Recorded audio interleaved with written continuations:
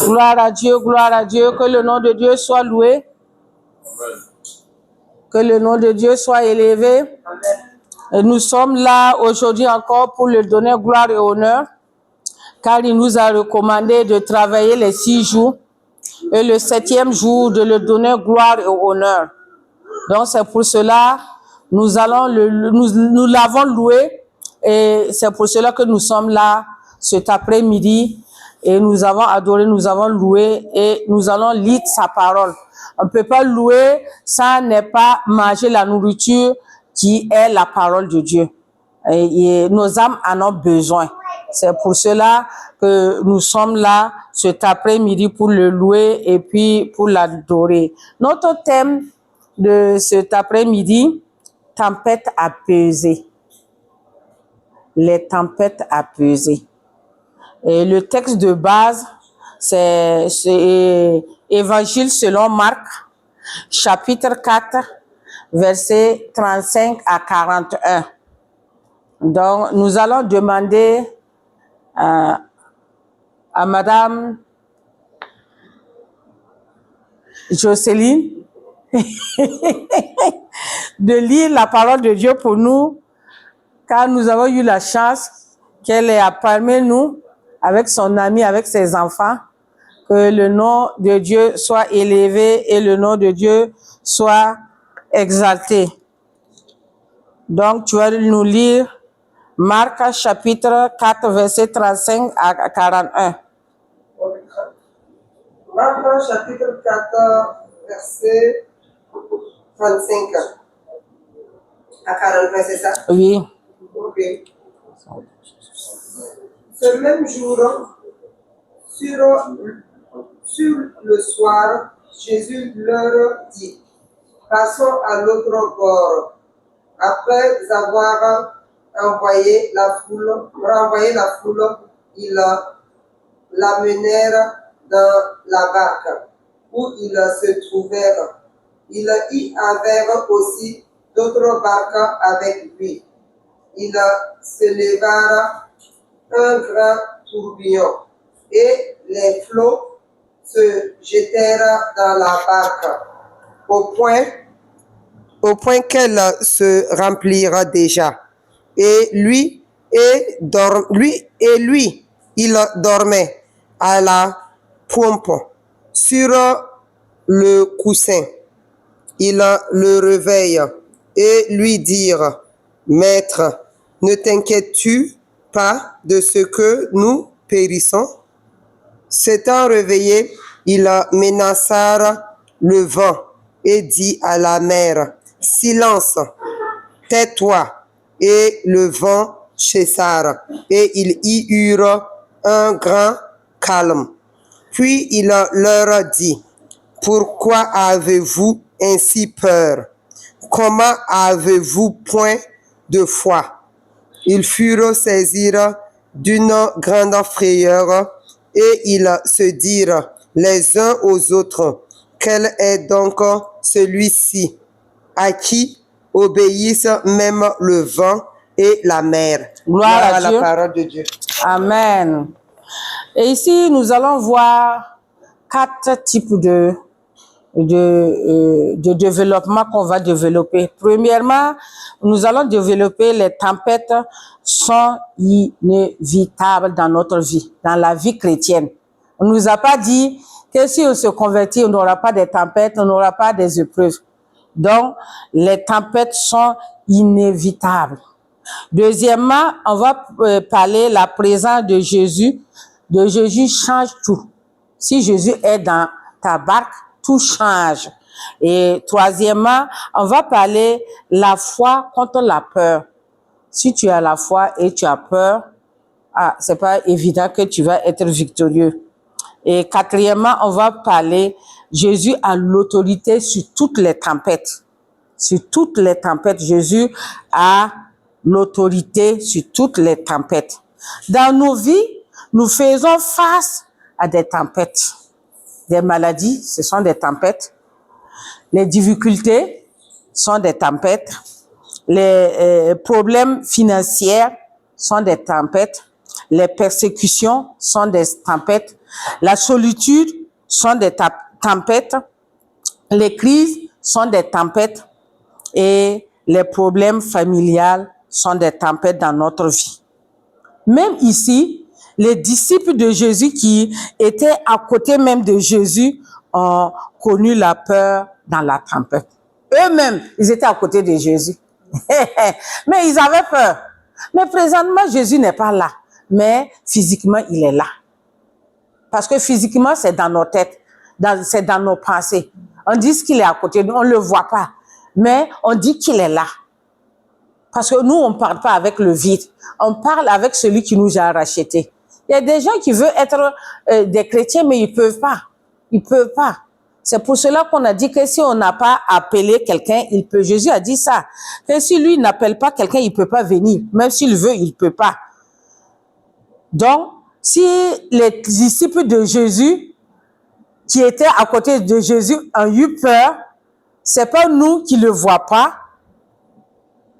On va rester toujours dans la peur. Mais Jésus veut que nous sortons de là, car nous devons mettre dans notre tête qu'il est là avec nous, même sans le voir. Et c'est pour cela qu'il a dit que heureux qui ne voit pas et puis qui croit.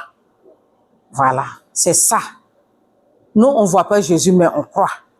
Que le nom de Dieu soit élevé, que le nom de Dieu soit loué. Donc, nous allons prendre le premier point. Les tempêtes sont inévitables dans notre vie. Jésus dit, passons de l'autre bord. Ça se trouve dans Marc 4, 35. L'obéissance n'empêche pas la tempête. Jésus a dit, passons de l'autre bord. Mais ils ont obéi, non? Ou bien ils n'ont pas obéi. Voilà. Mais l'obéissance n'empêche pas que la tempête vienne. C'est pas parce que tu as obéi, tu veux pas les tempêtes. Même si tu obéis à Dieu, toujours il y aura des tempêtes parce que tu as envie. Parce que le péché habite en toi. Et chaque fois, il y aura toujours des tempêtes. Mais dans Jean 16, 33 nous dit, vous aurez des tribulations dans le monde. C'est lui qui nous a dit de ne pas avoir peur. Mais c'est lui encore qui dit dans Jean 16, 33, vous aurez des tribulations dans le monde. Qu'est-ce que ça veut dire? Ça veut dire que malgré les tribulations, tu dois approcher à Jésus. Si tu laisses Jésus et tu pars à autre chose, ça sera pire. Parce que il a dit malheur à la terre, parce que on a jeté le diable sur la terre. Et on a dit, cieux, réjouissez-vous, car le diable est descendu. Donc, nous devons savoir que dans notre vie de chaque jour, ça ne serait pas facile. Le repos n'est pas sur cette terre. D'autres disent, hey, je vais me reposer quand? Oh, je vais faire quoi? J'ai trop de problèmes. Je m'en sors pas. Je travaille comme je ne travaille pas. Non, le repos n'est pas ici. C'est le combat. Tu dois combattre. Tu vas dire, change ma situation. Change. Donne-moi la vie. Donne-moi la santé. Tu dois demander à Dieu, car il a dit, celui qui demande, lui le donne. Celui qui cherche, trouve. Donc, c'est pour cela. Dans Psaume 34, verset 20, on a dit, le malheur atteint souvent le juste, mais l'Éternel l'en délivre toujours. Gloire à Dieu. Donc, c'est une promesse ici encore. C'est ça, on a dit qu'on ne peut pas éviter les tempêtes dans notre vie. Et ici, il dit que le malheur atteint souvent le juste. C'est pas, si le malheur vient, il faut pas dire que c'est parce que je suis pas juste. Non, non. Même les justes là, comme Job dans la Bible, il était juste, mais il a été éprouvé. Et Dieu veut que malgré les épreuves, nous restons debout. On ne doit pas, même si on tombe, on doit se relever. Et il a dit, les chrétiens n'est pas épargné par les épreuves, mais il est accompagné. Donc les chrétiens sont accompagnés dans les épreuves. Toute épreuve, faut savoir que Dieu t'accompagne. Tout malheur, faut savoir que Dieu est dedans. Donc nous devons savoir que Dieu est avec nous et que les tempêtes sont inévitables. Et nous allons parler, la présence de Jésus change tout. Les disciples avaient oublié que Jésus était avec eux dans la barque. Ils ont oublié parce que sinon ils ne devaient pas avoir peur. Parce que Jésus a fait beaucoup de miracles et eux-mêmes ils ont vu physiquement. C'est pas comme nous on lit, on l'écoute que Jésus a fait des miracles. Eux-mêmes ils ont vu, voilà. Mais malheureusement, ils ont oublié que Jésus était avec eux dans la barque. Dans Ésaïe 43, verset 2 dit, si tu traverses les eaux, je serai avec toi. C'est ça la présence de Dieu. La présence de Dieu change tout dans notre vie. Si tu dis que Dieu est avec toi, effectivement, il sera avec toi. Mais si tu dis, tu mets Jésus à côté, il est à côté. Si tu dis pars, il part. Si tu le demandes, il vient. C'est ça qu'il a dit dans Matthieu 7:7, demandez et je vous donnerai. Si tu ne veux pas de lui, il te force pas. Il sait que tu as besoin de l'argent. Mais si tu ne demandes pas, il va pas te donner. Il sait que tu as besoin de la santé. Mais si tu ne le demandes pas, il va pas venir. Il veut que tu l'invites. Il veut que toi-même tu te décides pour te donner totalement à lui, afin qu'il puisse faire des grandes choses dans ta vie. C'est pas parce que tu es fidèle, tu es juste que tu n'auras pas de problèmes. Le problème arrive à tout le monde, car depuis le commencement, notre grand-père a péché. Et pour cela, c'était des malédictions contre nous. Mais Jésus est venu effacer. Il a effacé, mais il n'a pas épargné. Ça veut dire que toujours, on va voir les séquelles dans notre vie. Et c'est ça qu'il a dit, que si tu traverses les jours, je serai toujours avec toi. Gloire à Dieu. Et nous allons voir le troisième point, la foi contre la peur. Et ici, on a dit que les disciples, maître, ils ont dit maître. Les disciples ont dit maître. C'est Jésus qu'ils ont appelé maître. Maître, ne t'inquiètes-tu pas de ce que nous périssons? Ils ont demandé à Jésus comme ça. Avec eux, Jésus allait se lever. Oh, Jésus dormait, hein? Il dormait dans la barque. Il dormait avec son coussin. Il dormait tranquillement. Et les vagues, même les vagues jettent là, ils jettent sur Jésus aussi. Ça atteint Jésus. Mais Jésus voulait voir leur foi. Il voulait voir, depuis que je suis avec les disciples, comment est leur foi. Comment ils marchent avec moi. Comment ils croient en moi. Vous voyez?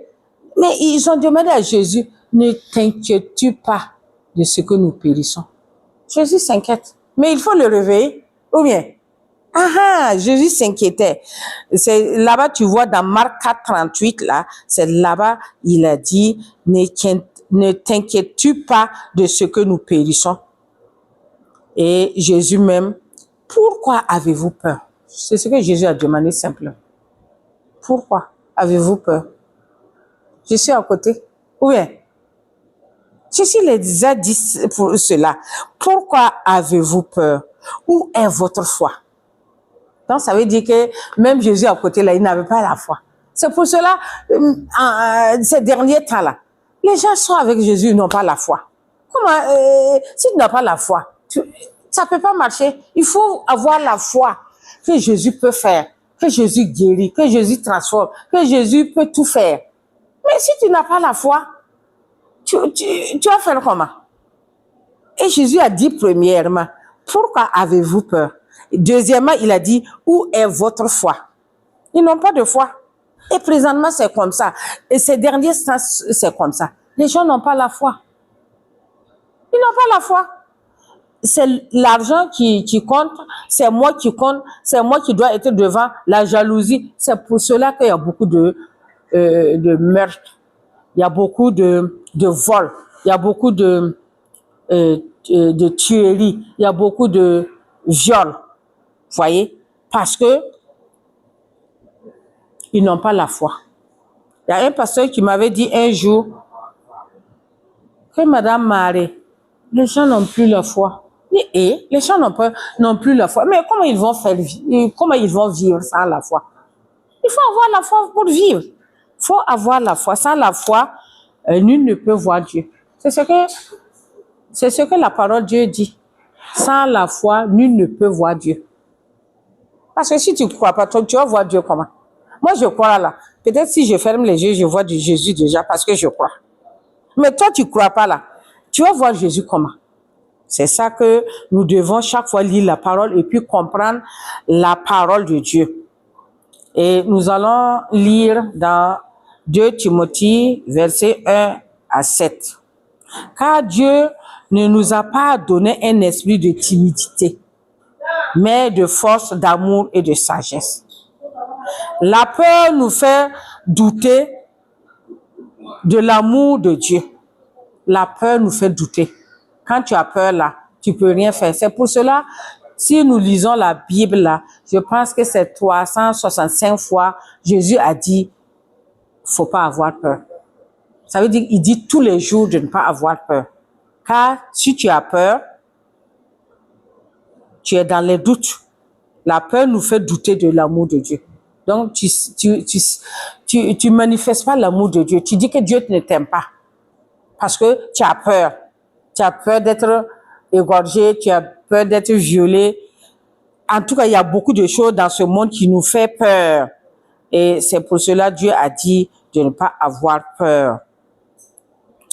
Et nous allons parler maintenant de la foi. La foi nous rappelle que Jésus est au contrôle. Si tu as la foi là, tu dis, même si quelqu'un te fait du mal, tu dis que c'est pas à toi qui l'a fait. C'est à Dieu qui l'a fait. Moi, j'ai connu ça quand j'avais beaucoup de problèmes. Parce que, pourquoi j'avais beaucoup de problèmes? Je suis rentrée dans la destinée où Jésus veut que je rentre. Avec moi aussi, je m'amusais. Hein. Je m'amusais comme tout le monde, puisque c'est la vie. Mais le jour que j'ai décidé de me donner totalement à Dieu, je suis allée à l'école biblique. Puisque quand j'avais 18 ans, je suis allée, le diable a manigancé, on m'a pas pris à l'école biblique. Que je n'ai rien fait. On n'a pas dit que j'ai eu, ils n'ont pas dit que je n'ai pas eu. J'ai fait le test comme tout le monde, on m'a rien dit. C'est le diable qui est allé manigancer, que je suis pas prête. Le mot est que je n'étais pas prête pour l'école biblique. Deuxièmement, j'étais mariée. Je pense que j'avais Judith, non? Et j'ai décidé d'aller à l'école biblique pendant 3 ans. Car le jour que j'ai commencé, l'année que j'ai commencé, l'ennemi a mis, comment on dit ça? Il a mis dans le cœur des gens, comment on dit ça encore? C'est pas l'orgueil. Ils me détestaient, sans cause. Hein? La haine. C'est ça que je cherchais. Ils ont mis la haine dans les gens des gens. On me voit pas. Et moi, j'ai dit, qu'est-ce que j'ai fait? Je n'ai rien fait. Dans la chorale, c'est bizarre. Dans ma famille, c'est bizarre. Dans la famille de moi-même, c'était bizarre. Dans la famille de mon mère, tout était contre moi. Moi seule. Et j'ai cherché les cours.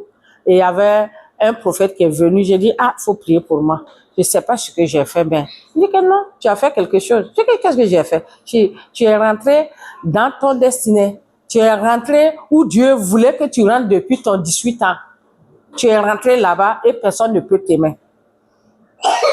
Personne ne peut t'aimer parce qu'ils n'aiment pas la lumière. C'est ça, dans la Bible, on a dit que la lumière est venue, mais ils ont rejeté la lumière, ils ont préféré les ténèbres que la lumière. Donc, si on vous hait, c'est pas vous qu'on hait, mais c'est Jésus. Et Jésus a dit, ce qu'on l'a haï là, on va vous haïr aussi, on va vous mépriser aussi. On va vous mépriser. Donc, si on vous méprise là, faut pas avoir peur.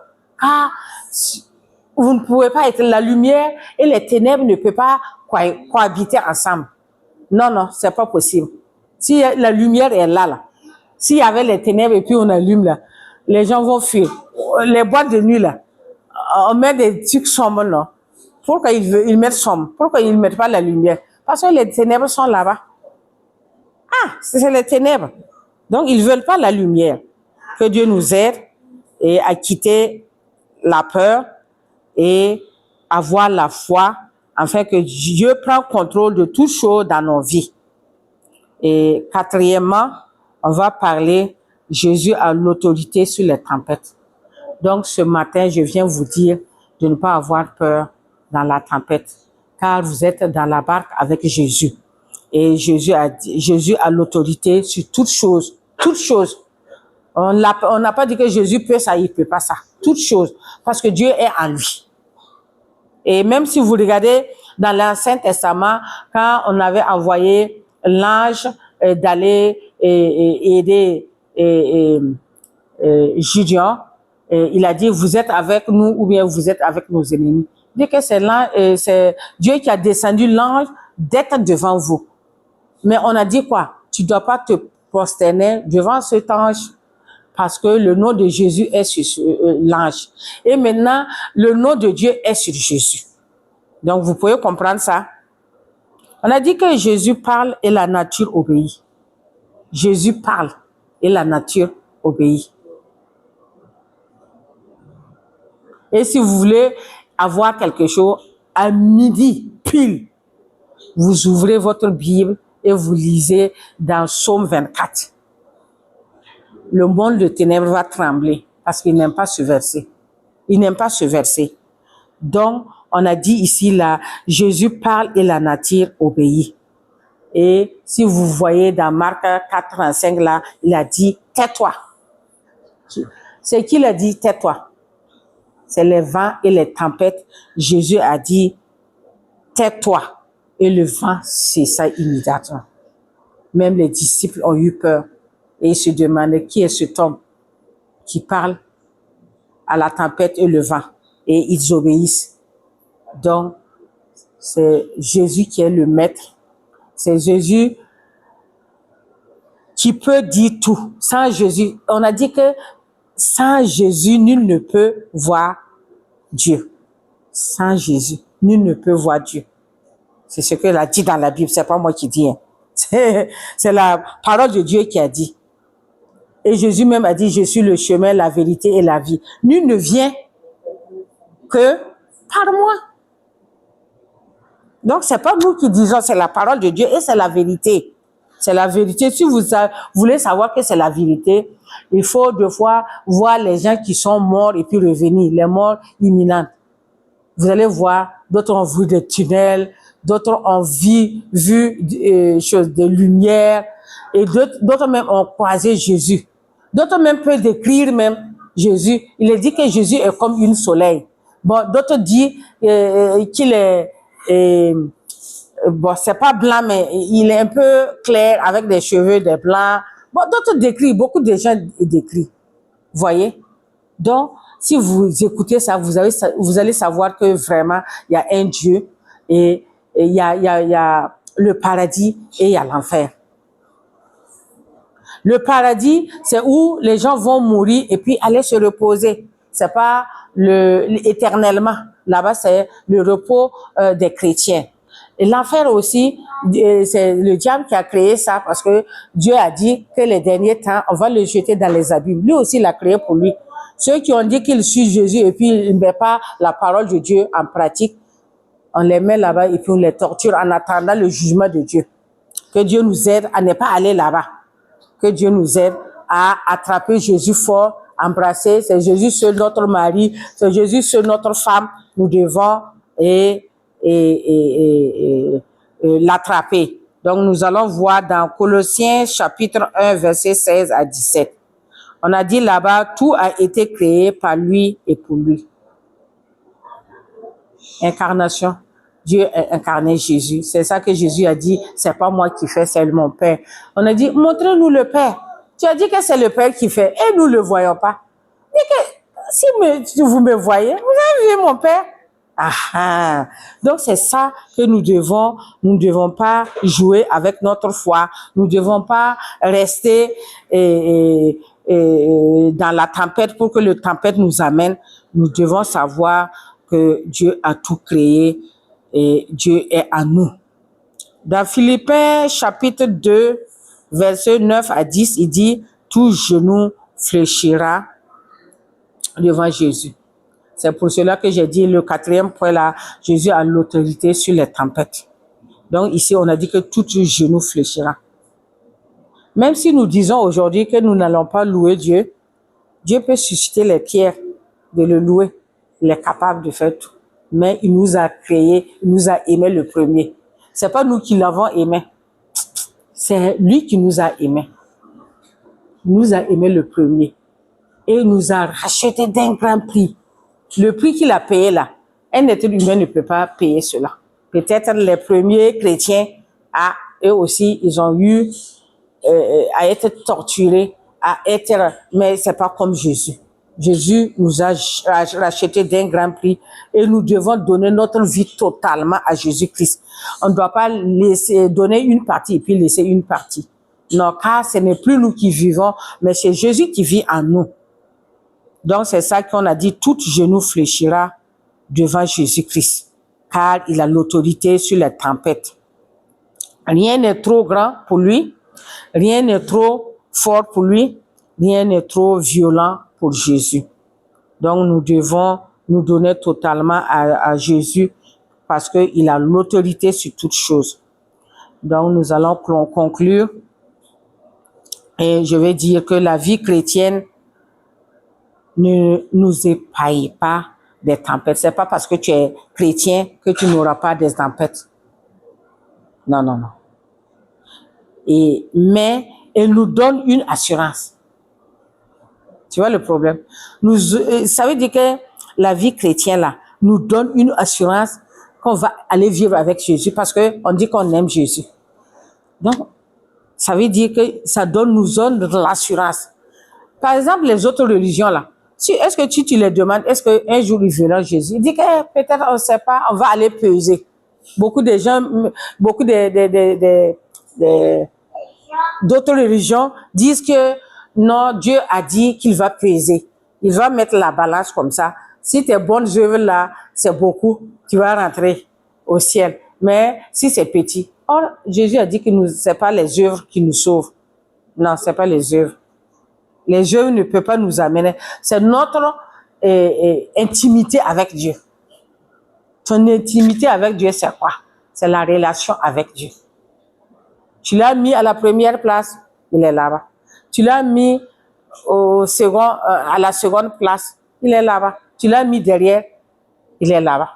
Et ici, en Amérique, un jour, il y a un jeune là qui a tué beaucoup de gens.